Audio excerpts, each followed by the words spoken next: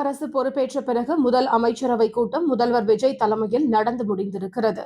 வெற்றி தமிழகம் என்ற பெயரில் இந்த அமைச்சரவை கூட்டம் நடைபெற்றது.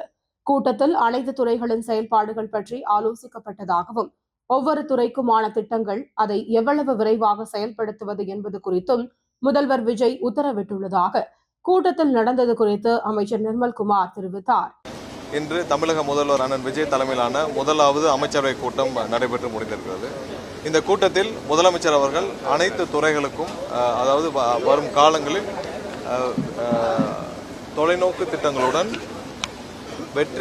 வெற்றி தமிழகத்தின் தொலைநோக்கு திட்டங்களாக ஒவ்வொரு துறைக்கும் சுமார் ஒரு 436 திட்டங்களை முதல்வர் கொடுத்திருக்கிறார்.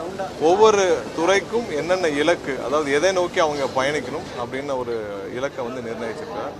ஸோ மொத்தம் 436 திட்டங்கள் ஒவ்வொரு துறைக்கும் கொடுக்கப்பட்டுள்ளது. ஸோ அதாவது ஒவ்வொரு துறைக்கும் என்னென்ன எதை நோக்கி அவங்க எந்த தொலைநோக்கு திட்டத்தை நோக்கி அவங்க பயணிக்கணும்னு சொல்லிட்டு, ஸோ இதை அந்தந்த துறையினுடைய அமைச்சர்கள் அவங்களுடைய அதிகாரிகளுடன் அனைத்து அதிகாரிகளுடன் கலந்து ஆலோசித்து ஸோ இதற்கான டீட்டெயில்டு ஒரு திட்ட பிளானை அவங்க வகுத்துட்டு அதை எவ்வளோ நாளில் செயல்படுத்த முடியும், எவ்வளோ நாளில் செயல்படுத்தணும், விரைவாக செயல்படுத்த முடிக்க என்ன பண்ணணும்னு சொல்லிட்டு அதாவது முதல்வர் கொடுத்துள்ள ஒவ்வொரு திட்டங்களையும், தொலைநோக்கு திட்டத்தையும், விஷனையும் அவங்க எடுத்து செயல்படுத்துவதற்கான அனைத்து பிளானையும் அவங்க போட்டு முதலமைச்சருடைய ஒப்புதலின் பேரில் விரைவில் அதை நோக்கி பயணிக்கும் பணிகள் மேற்கொள்ளப்பட்டது.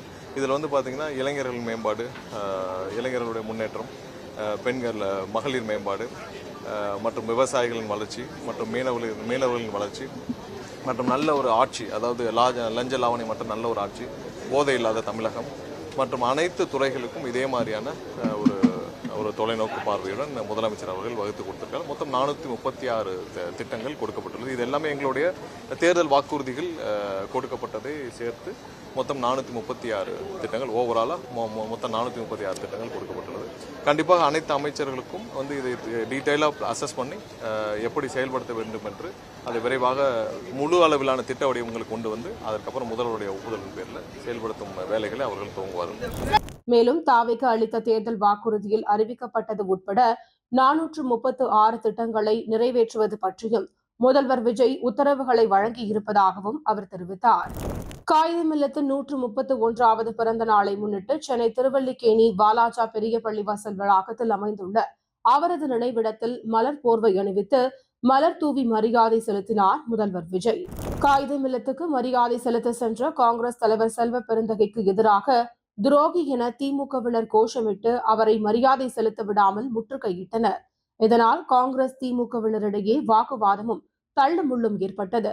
மரியாதை செலுத்தாமல் செல்வ பெருந்தகையை திரும்பிச் சென்றார். திமுக தலைவர் மு.க. ஸ்டாலின் மரியாதை செலுத்திவிட்டு சென்ற பிறகு செல்வ பெருந்தகை மரியாதை செலுத்தினார். இந்த சம்பவம் குறித்து செல்வ பெருந்தகை கூறியதாவது: எங்களுக்கு முன் திமுக தலைவர் நேரம் ஒதுக்கப்பட்டிருக்கிறது. அது தெரியாமல் காங்கிரஸ் கட்சிக்காரர்கள் அங்கு சென்று விட்டனர். திடீரென கூட்டணியை விட்டு வெளியேறியதால் எங்கள் மீது வருத்தமும் சங்கடமும் இருக்கும். அது சரியாகிவிடும் என்றார். திடீர்னு விட்டுட்டு போயிட்டாங்க. அந்த வருத்தங்களும் சங்கடமும் எல்லாருக்கும் இருக்கதானே செய்யும். அவங்க கூடவே இருக்காங்க நட்பு ரீதியா. திடீர்னு போயிட்டு அவங்களுக்கு இருக்குமா இருக்காதா? ஒரு நிமிஷம். விட்டுட்டு போன வருத்தங்கள் இருக்கும், சங்கடங்கள் இருக்கும். இது செட்டில் ஆகும். அதனால இதை கூர்மைப்படுத்த வேணான்றதான் என்னுடைய வேண்டுகோள்.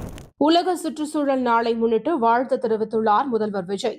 அவர் வெளியிட்டுள்ள பதிவில், நாம் இன்று எடுக்கும் முடிவுகள்தான் நம் நாளைய எதிர்காலத்தை நிர்ணயிக்கும் என்பதை இந்நாள் நமக்கு நினைவூட்டுகிறது.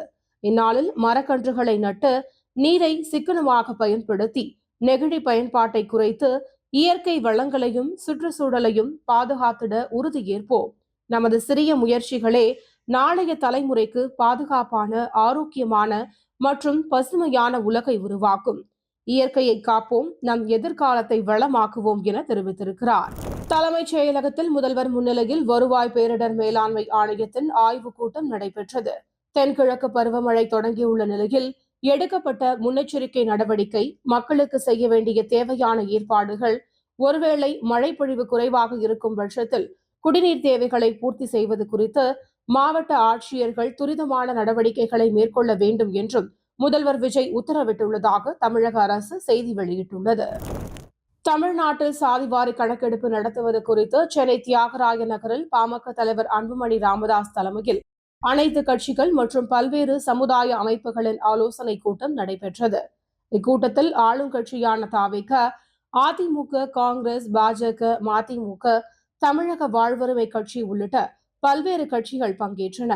திமுக தரப்பில் யாரும் கூட்டத்தில் பங்கேற்காவிட்டாலும் திமுக தலைவர் மு.க.ஸ்டாலின் தொலைபேசி மூலம் தன்னை தொடர்பு கொண்டு சாதிவாரி கணக்கெடுப்பு நடத்த ஆதரவு தெரிவித்ததாக அன்புமணி ராமதாஸ் தெரிவித்தார். தமிழ்நாட்டில் உள்ள 69% இடஒதுக்கீட்டை எதிர்த்து ஆய்வு உட்படுத்தப்பட்ட வழக்கு உச்சநீதிமன்றத்தில் நிலுவையில் உள்ளது. அந்த வழக்கினால் 69% இடஒதுக்கீடு பாதிக்கப்படக்கூடாது என்றால் தமிழ்நாடு அரசு சாதிவாரி கணக்கெடுப்பு நடத்த வேண்டும் என்று தீர்மானம் நிறைவேற்றப்பட்டது. விரைவில் அனைத்து கட்சிகளும் இணைந்து முதல்வர் விஜயை சந்தித்து இதுகுறித்து வலியுறுத்த இருப்பதாக அன்புமணி ராமதாஸ் தெரிவித்தார். திமுக இல்லாமல் இந்தியா கூட்டணியில் கூட்டம் நடைபெறுவது குறித்து கவலை தெரிவித்துள்ளார் விசிக தலைவர் திருமாவளவன். இந்தியா கூட்டணி அமைந்ததில் திமுகவின் பங்கு மகத்தானது. திமுக இல்லாமல் இந்தியா கூட்டணி கூடுவது உள்ளபடியே கவலை அளிக்கக்கூடிய ஒன்று. அதற்காக பெரிதும் வருந்துகிறோம். இந்தியா கூட்டணி சிதறிவிடக்கூடாது என்று விரும்புகிறோம் என அவர் தெரிவித்துள்ளார். நகராட்சி நிர்வாகத்துறையில் 2538 பொறியாளர்கள் மற்றும் அதிகாரிகள் நியமனம், டெண்டர்களில் கிட்டத்தட்ட 1020 கோடி ரூபாய் அளவுக்கு முறைகேடு நடந்துள்ளதாக அமலாக்கத்துறை குற்றம் சாட்டி அதற்கான ஆதாரங்களை அமலாக்கத்துறை தமிழக அரசுக்கு அனுப்பியது. ஆனால் கடந்த திமுக ஆட்சியில் அமைச்சராக இருந்த KN நேரு மீது போலீசார் வழக்கு பதிவு செய்யவில்லை. தவிக அரசு அமைந்துள்ள நிலையில் ஊழல் லஞ்ச ஒழிப்புத்துறை இயக்குநர் அருண் உத்தரவின் அடிப்படையில் KN நேரு மீது வழக்கு பதியப்பட்டுள்ளது. ஆனால் இந்த வழக்கில் ஜூன் 23ஆம் தேதி வரை எந்த நடவடிக்கையும் எடுக்கக்கூடாது என சென்னை உயர்நீதிமன்றம் உத்தரவிட்டுள்ளது. கடந்த திமுக ஆட்சியில் KN நேரு மீது லஞ்ச ஒழிப்புத்துறை வழக்கு பதியாதது குறித்து அதிமுக MP இன்பதுரை வழக்கு தொடர்ந்திருந்தார். அந்த வழக்கில் தமிழக அரசும் KN நேருவும் மறுசீராய்வு மனுவை தாக்கல் செய்திருந்தனர். அந்த மனு ஜூன் 23ஆம் தேதி விசாரணைக்கு வருகிறது. அதுவரை எந்த நடவடிக்கையும் எடுக்கப்படாது என முந்தைய அரசு வழக்கறிஞர் உத்தரவாதம் அளித்திருந்தார். நேரு தரப்பில் அதை நீதிமன்றத்தில் சுட்டிக்காட்டியதை அடுத்து ஜூன் 23ஆம் தேதி எந்த மேல் நடவடிக்கையும் கூடாது என நீதிமன்றம் உத்தரவிட்டுள்ளது. பாஜகவிலிருந்து விலகிய அண்ணாமலை தனிக்கட்சி தொடங்க இருப்பதாக அறிவித்துள்ளார். உண்மையான மாற்றத்தை ஏற்படுத்த நினைப்பவர்கள் We are the leaders என்ற அண்ணாமலையின் தொண்டு அமைப்பில் இணைய வேண்டும் என கேட்டுக்கொண்டார். அதன் அடிப்படையில் ஒரே நாளில் 10 லட்சத்திற்கும் மேற்பட்டோர் அந்த அமைப்பில் இணைந்துள்ளனர். சரியான நேரத்தில் அரசியல் கட்சியாக மாற்றப்படும் என்றும் தேர்தலில் போட்டியிடுவோம் என்றும் அண்ணாமலை தெரிவித்துள்ளார். காலம் ஆரம்பித்து அதன் பிறகு 10 ஆண்டு காலம் கழித்து பாரதிய ஜனதா கட்சியில் ஆரம்பித்து 6 ஆண்டுகள் பாரதிய ஜனதா கட்சியிலிருந்து இன்னைக்கு தனித்துவமாக நம்முடைய இயக்கத்தை மக்கள் முன்னாடி வைக்கணும். உங்க முன்னாடி வைக்கிறேன். 25 வயசுல எனக்கு அந்த இன்டர்ன்ஷிப் திரு விஜயகாந்த் அவங்க கிட்ட செய்யறக்கு ஒரு பெரிய பாக்கியம். அன்னைக்கு அரசியல்னா என்னன்னே தெரியாம ஒரு புதிய அரசியலை தமிழகத்தில் கொண்டு வர முடியுமான்னு யோசித்த தருணம். இன்னைக்கு வயது 42, கிட்டத்தட்ட 17 ஆண்டுகள் போராடிக்கிட்டே இருக்கிறேன். ஒரு புதிய பாதை உருவாக்க முடியுமா, ஒரு better politics for better society கொண்டு வர முடியுமா.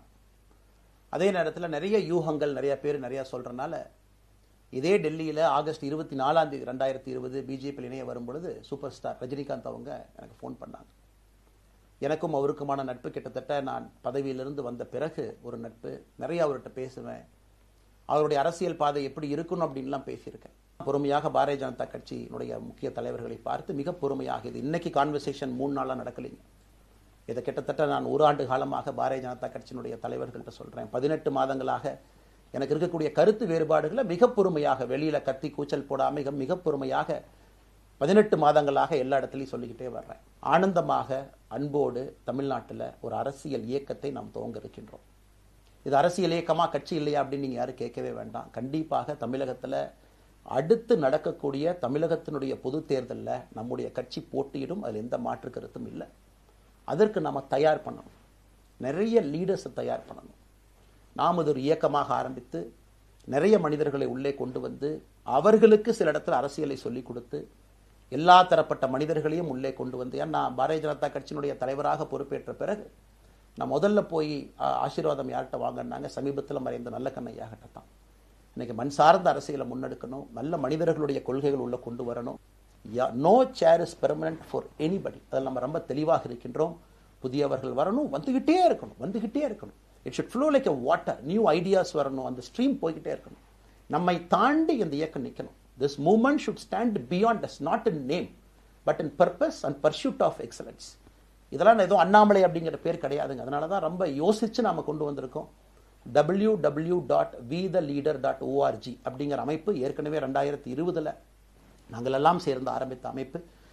நான் பேசி முடிச்சோன்னா அந்த லிங்க் உங்களுக்கு லைவாக வந்துடும். wetheleader.org-ல நீங்கள் உங்களை வாலண்டியராக இன்னைக்கு பொலிட்டிக்கல் ஒரு மூவ்மெண்ட்டில் உங்களை நீங்கள் நினைச்சுக்கணும். முதல்வர் விஜய் அறிவித்தபடி பள்ளிகள், வழிபாட்டு தலங்கள், பேருந்து நிலையங்கள் அருகே உள்ள 717 டாஸ்மாக் கடைகள் முழுமையாக மூடப்பட்டதாக தமிழக அரசு அறிவித்துள்ளது. அதேபோல் மது பாட்டில்களை திரும்பப் பெறும் திட்டத்தில் சில மாறுதல்களை மேற்கொள்ள இருப்பதாகவும் தமிழக அரசு நீதிமன்றத்தில் தெரிவித்துள்ளது. மாநிலங்களவை தேர்தலில் காங்கிரஸ் கட்சி சார்பில் பிரவீன் சக்கரவர்த்தி வேட்பாளராக அறிவிக்கப்பட்டிருக்கிறார். இதுகுறித்து தனது எக்ஸ் வலைப்பக்கத்தில் பதிவிட்டுள்ள அவர், தமிழ்நாடு சமூக நீதி முற்போக்கு கூட்டணியின் முதல் MP வேட்பாளராக தேர்ந்தெடுக்கப்பட்டதை பெருமையாகவும் பெரும் பொறுப்பாகவும் கருதுகிறேன் என்றார்.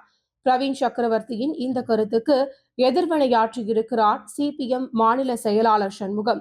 புதிய கூட்டணியின் சார்பில்தான் மாநிலங்களவை வேட்பாளராக நிறுத்தப்பட்டிருப்பதாகவும் அதில் CPIM பெயரையும் குறிப்பிட்டது தவறானது என்றார்.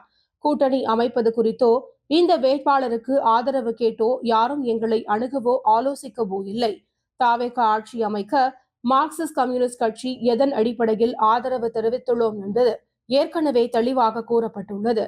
பிரவீன் சக்கரவர்த்தி அவர்களின் பதிவை அதிக பிரசங்கித்தனம் என்றுதான் சொல்ல வேண்டும் என பதிவிட்டுள்ளார். ஜூன் 18ஆம் தேதி ஆளுநர் உரையுடன் சட்டமன்ற கூட்டத்தொடர் தொடங்கும் என அறிவித்தார் சபாநாயகர் JCT பிரபாகர்.